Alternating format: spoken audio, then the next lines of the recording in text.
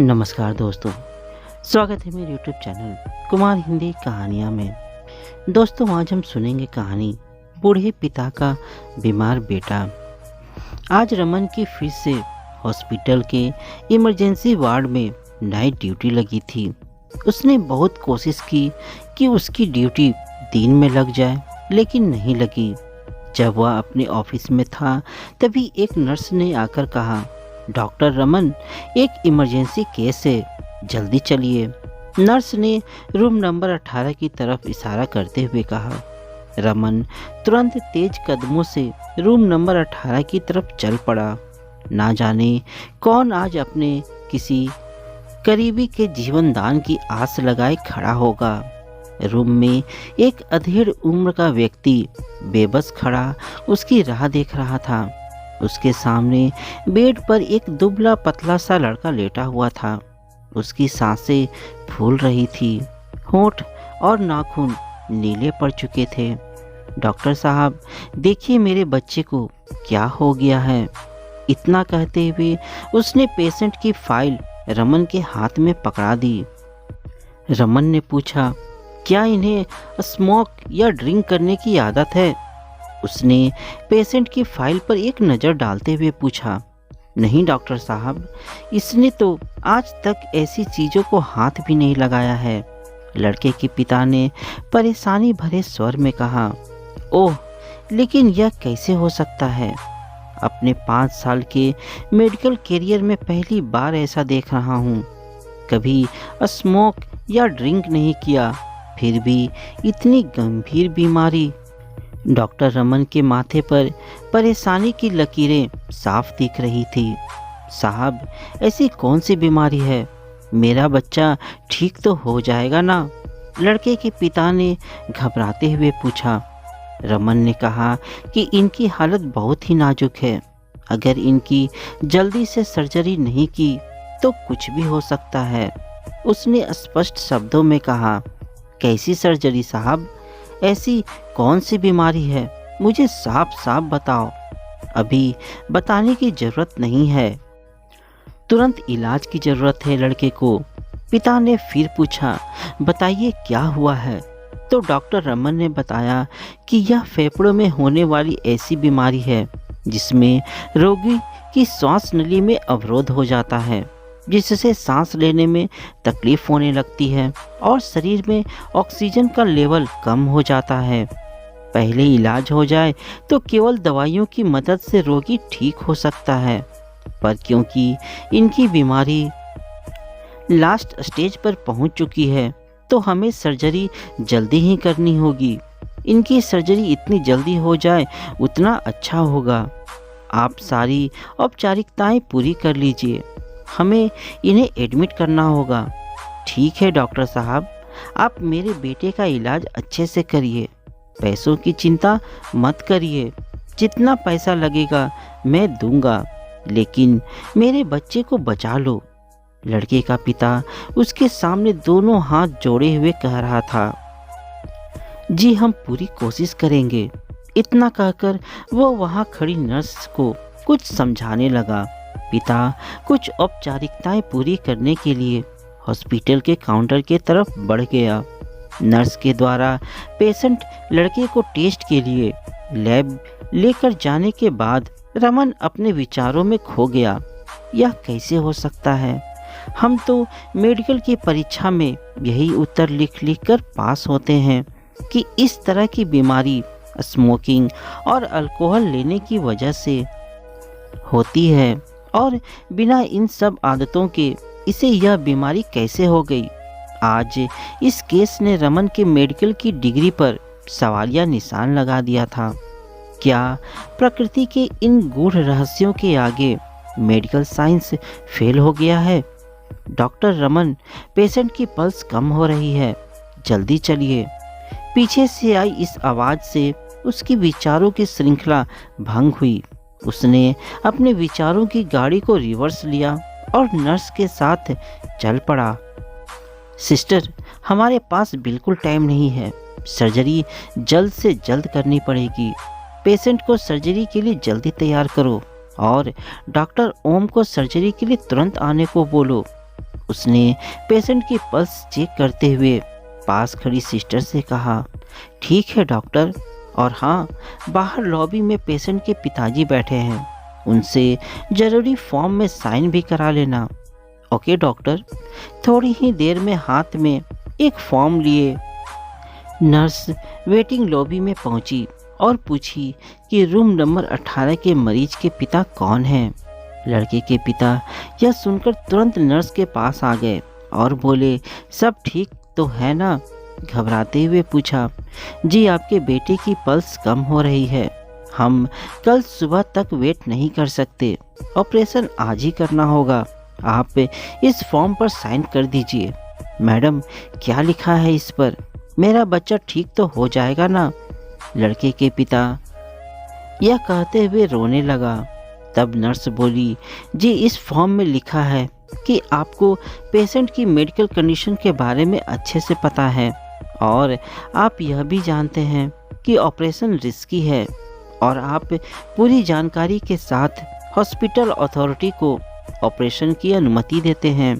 यदि किसी भी वजह से ऑपरेशन असफल रहा तो डॉक्टर या बाकी हॉस्पिटल कर्मचारी इसके लिए जिम्मेदार नहीं है। नर्स ने एक ही सांस में फॉर्म पर लिखी सारी टर्म्स एंड कंडीशन बताते हुए पेन आगे बढ़ा दिया। पिता ने पूछा, सिग्नेचर करना जरूरी है क्या? नर्स बोली, जी वो बस एक फॉर्मेलिटी है, आप प्लीज यहाँ साइन कर दीजिए। नर्स ने उसके हाथ में पेन थमाते हुए कहा। कांपते हाथों से बूढ़े पिता ने फॉर्म पर साइन कर दिया। पेशेंट को रूम में ले जाया गया। डॉक्टर ओम भी आ गए। नर्स जैसे ही पेशेंट को इंजेक्शन लगाने लगी, उसके हाथ वहीं के वहीं रुक गए। नर्स घबरा कर बोली, डॉक्टर, पेशेंट की पल्स नहीं चल रही है। नर्स ने लगभग चिल्लाते हुए कहा, ओह, इसकी तो मृत्यु हो गई। डॉक्टर ओम ने पल्स चेक करने के लिए पेशेंट की नब्ज पकड़े हुए कहा, अब इस बूढ़े पिता का बेटा इस दुनिया से दूर जा चुका था। डॉक्टर, हमें पेशेंट के घर वालों को बताना पड़ेगा कि ऑपरेशन शुरू होने से पहले ही पेशेंट की डेथ हो गई है। रमन ने डॉक्टरों से कहा, नहीं डॉक्टर रमन, हम अभी बाहर कुछ नहीं बताएंगे। डॉक्टर ओम ने थोड़े सख्त लहजे से कहा, लेकिन डॉक्टर, मरीज तो अब मर चुका है, अब उसके परिवार से छुपाने से क्या फायदा? रमन ने अपना तर्क दिया। डॉक्टर रमन, आप शायद भूल रहे हैं कि मैं आपका सीनियर हूँ, इसलिए मुझे पाठ मत पढ़ाओ, मैं जैसा कहूँ वैसा ही करो।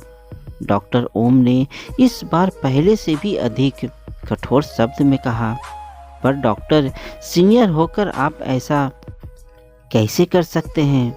यह गलत है। रमन ने लगभग चिल्लाते हुए कहा, डॉक्टर रमन, आप अपने सीनियर से ऐसे बात कर रहे हैं। पेशेंट के फादर ने ऑपरेशन के लिए 25 लाख रुपए जमा करा दिए हैं। अब हमें बस थोड़ी सी एक्टिंग करनी होगी, फिर हम बाहर जाकर कह देंगे कि हमने पूरी कोशिश की पर हम पेशेंट को बचा नहीं पाए। उसके बाद पैसे हम आपस में बांट लेंगे। यह कहते हुए डॉक्टर ओम के चेहरे पर एक तीखी सी मुस्कान फैल गई। बेचारा रमन डॉक्टर ओम को एकटक देख ही रहा था। उसका हृदय अपने ही सीनियर के लिए असीम घृणा से भर गया। आंसू की एक बूंद पलकों की बांध तोड़ उसके गालों पर लुढ़क पड़ी और रूंधे से स्वर में वह बोल पड़ा, डॉक्टर साहब, मुझे माफ़ कर दीजिए, लेकिन मैं ऐसा नहीं कर सकता। डॉक्टर रमन, शांत रहो और मैं जैसा कहूँ वैसा ही करो। यह मेरा आदेश है, वरना आपकी नौकरी भी जा सकती है। लगभग फटकारते हुए डॉक्टर ओम ने कहा। रमन चुप रहने को विवश था। उसे कुछ समझ नहीं आ रहा था। डिग्री लेने वक्त जो उसने कसम ली थी, क्या वह उस पर कायम है? क्या वह अपने पेशे के साथ न्याय कर रहा है? लोग डॉक्टर को भगवान का दूसरा रूप मानते हैं, वे यहाँ इस भरोसे के साथ आते हैं कि हम उनके अपनों को बचा लेंगे। हम जो कर रहे हैं क्या वह उनके साथ, उनके विश्वास के साथ छल करने जैसा नहीं है? विचारों और भावनाओं के बवंडर में घिरा रमन चुपचाप वहाँ खड़ा था। 1 घंटे हो गए हैं पेशेंट को ऑपरेशन रूम में लाए हुए। अब जाकर बाहर कह दो कि हम पेशेंट को बचा नहीं पाए, डॉक्टर ओम ने कहा। भारी कदमों से रमन ऑपरेशन रूम से बाहर आया। उसे देखते ही पेशेंट के माता पिता भागते हुए उसके पास आए और बोले कि डॉक्टर साहब, मेरा बच्चा अब ठीक तो है ना? अपने आंसू और विवशता छुपाए हुए रमन केवल इतना ही कह पाया, सॉरी, हम आपके बेटे को बचा नहीं पाए। जो क्या मतलब है बचा नहीं पाए? तुम तो डॉक्टर हो। डॉक्टर साहब, मुझसे इतना बड़ा मजाक मत करो। एक बार कह दो कि मेरा बच्चा बिल्कुल ठीक है। लड़के के माता पिता रो रहे थे और रमन चुपचाप दिल पर बोझ लिए वहां से आगे बढ़ गया। कांपते हाथों से उसने लड़के का डेथ सर्टिफिकेट टाइप किया और घर के लिए निकल पड़ा। उसकी आंखों से अनवरत आंसू धारा बह रही थी। पूरी रात उसे नींद नहीं आई, यह सोच सोच कर कि उसने भी आज किसी मजबूर की भावनाओं से खिलवाड़ किया है। उसे खुद से ही नफरत सी होने लगी थी। वह सोचता रहा कि कभी उसने यही सोचकर डॉक्टर बनने का सपना देखा था कि वह लोगों की मदद करेगा, उनकी जान बचाएगा। पर सच तो यह है कि यह डर का एक व्यवसाय है, जहां डॉक्टर्स लोगों को डराकर उनके परिजनों की जिंदगी बचाने का झूठा वादा कर पैसे कमाते हैं। इतना ही नहीं, कुछ डॉक्टर्स तो किडनी बेचने जैसे घिनौने अपराध में भी शामिल होते हैं। उसने फैसला कर लिया था कि अब वह और इस पाप का हिस्सा नहीं बनेगा। अगले दिन सुबह जाकर उसने हॉस्पिटल में अपना इस्तीफा दे दिया और एक मेडिकल कॉलेज में स्टूडेंट्स को पढ़ाना शुरू कर दिया। रमन ने अपने ही मोहल्ले में एक छोटा सा क्लिनिक खोलकर वहाँ कम पैसों में ही लोगों का इलाज करना शुरू कर दिया। उस एक रात ने उसकी ज़िंदगी ही बदल दी। डिग्री लेते समय उसने जो कसम खाई थी, आज वह उसे पूरी तरह निभा रहा था। तो दोस्तों, आज की वीडियो में बस इतना ही। आपको यह कहानी अच्छी लगी तो मुझे कमेंट करके ज़रूर बताइएगा। साथ ही मेरे चैनल में नए हैं तो चैनल को सब्सक्राइब और वीडियो को एक लाइक ज़रूर दीजिएगा।